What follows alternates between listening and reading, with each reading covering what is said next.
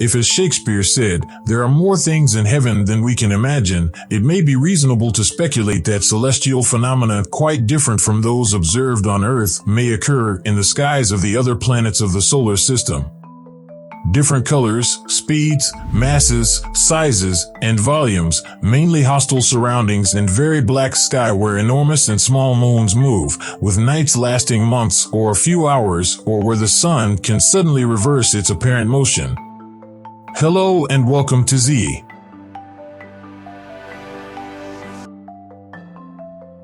In this adventure, we will attempt to combine science and fantasy by seeing the entirely alien sky of Mars, Jupiter, and their moons.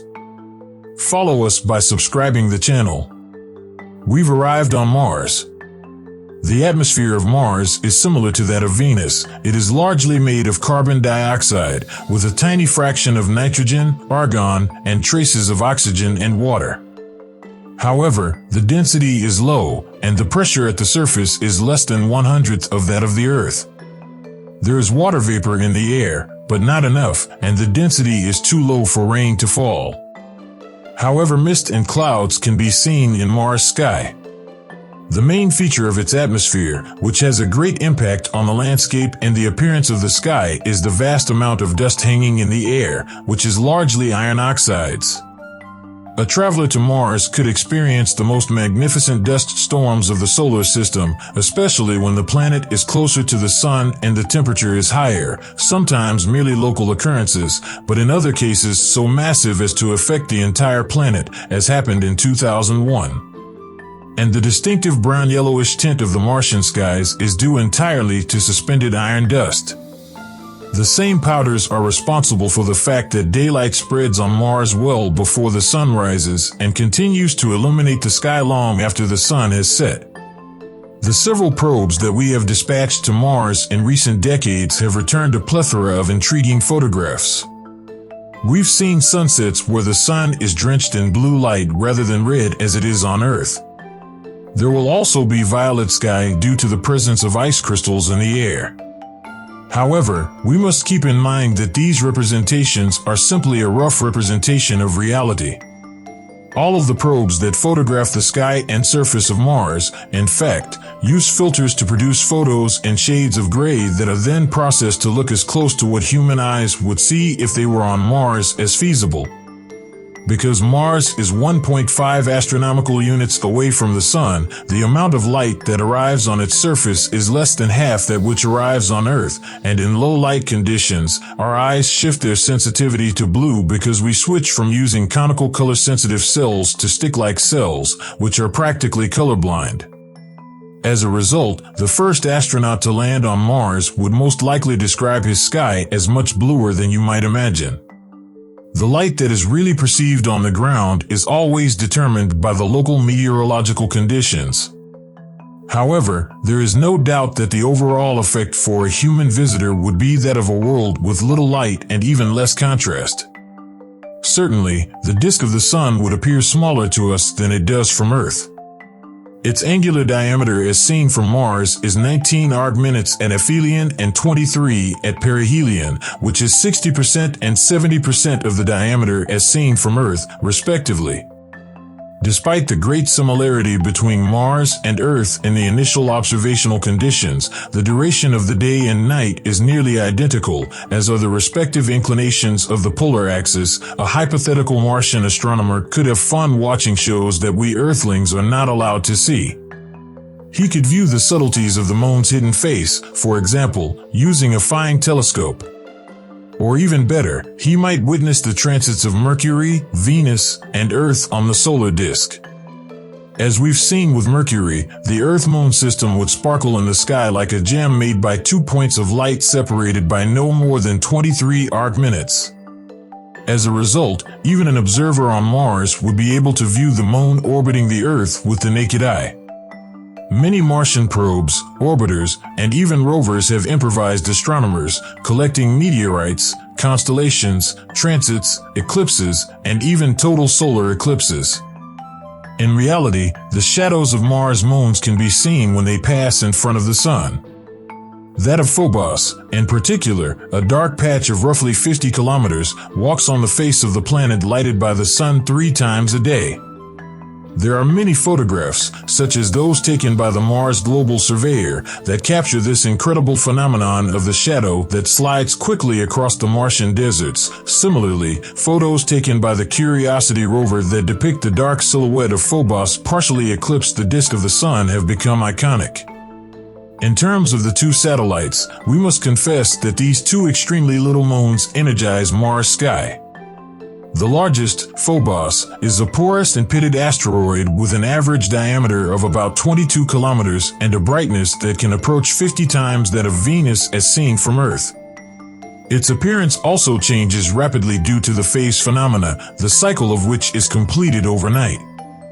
It orbits Mars at a distance of only 6,000 kilometers from the surface, allowing it to complete a complete circuit around the planet every 7.6 hours, a period significantly less than Mars' spin. As a result, Phobos rises in the west twice a day on average, crosses the sky in just over 4 hours, and sets in the east.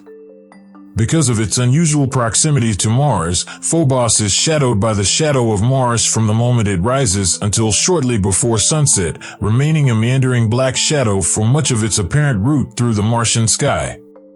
It has an average angular diameter of around 10 arc-minutes, which is half that of the Sun. As a result, total eclipses cannot occur on the planet because the 2 moons are both too tiny to completely cover the Sun disk. On the other hand, transits of Phobos can be seen virtually every day from the equator. They are incredibly quick and last less than a half-minute or so. Deimos, when seen from Mars, is so small, only 3 arc-minutes, that it appears practically punctiform, even yet it radiates as brightly as Jupiter as seen from Earth. When it passes in front of the Sun's disk, it has the effect of a transit rather than an eclipse. It orbits Mars every 30 hours at a distance of 20,000 kilometers from the surface. As a result, unlike Phobos, it rises in the east and sets in the west, although the journey takes 2.7 days. It would be fascinating to look at Mars from the surface of Phobos.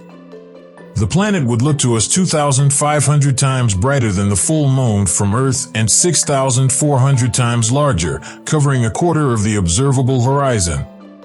However, we must hurry to Phobos if we are to have enough time to appreciate such a show. In actuality, the satellite is on an unstable path. Tidal forces slow it down and shrink its orbit radius by around 20 meters every century. In around 11 million years, it will come so close to Mars' surface that it will break, forming a stunning ring of rubble around the planet. But, regretfully, let us go from Mars and travel to Jupiter.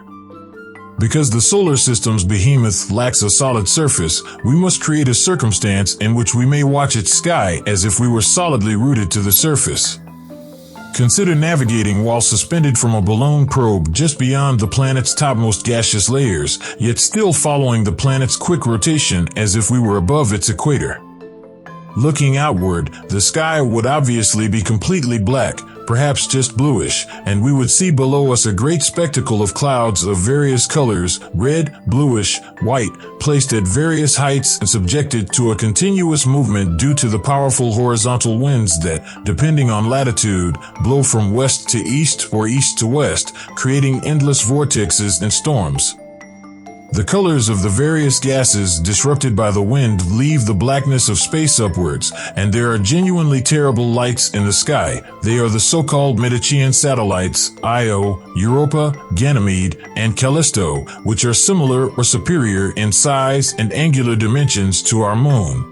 Apart from the Sun, the 4 Medicean satellites are by far the most visible objects in Jupiter's sky, while the numerous small moons orbiting at various distances from the gas giant would be virtually invisible to the naked eye, all except Amalthea, 165 kilometers in diameter, which shines as brightly as Venus seen from Earth and is visible as an irregular disk of 5 arc-minutes. In addition, because its period of revolution is slightly longer than Jupiter's period of rotation, its journey in the Jovian sky is very sluggish and retrograde, taking around 29 hours from dawn to sunset. The Medicean satellites all move in a straight line, always facing Jupiter, and clearly exhibit themselves with greater brightness and typical dimensions ranging from 36 arc-minutes for Io to 9 arc-minutes for Callisto. However, because of the lower amount of light emanating from the Sun at these distances, the satellites would look darker than our Moon. Of fact, the light of the more distant satellites would appear even less to us. The Medicean, or Galilean, satellites appear to move from east to west, trailed by Jupiter's fast rotation, but Jupiter's diameter is so large in comparison to the distances of the satellites, and the rotation period is so short that due to a very high diurnal parallax, the two outer moons, Ganymede and Callisto, show rapid reversals of 22 and 44 arc-minutes of amplitude during their apparent direct motion.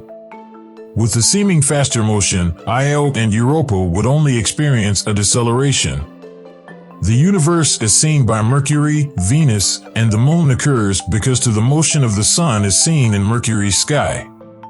We would view Io, the Medicean moon, closer to the planet, slightly larger than the full moon in the Earth's sky, but less luminous.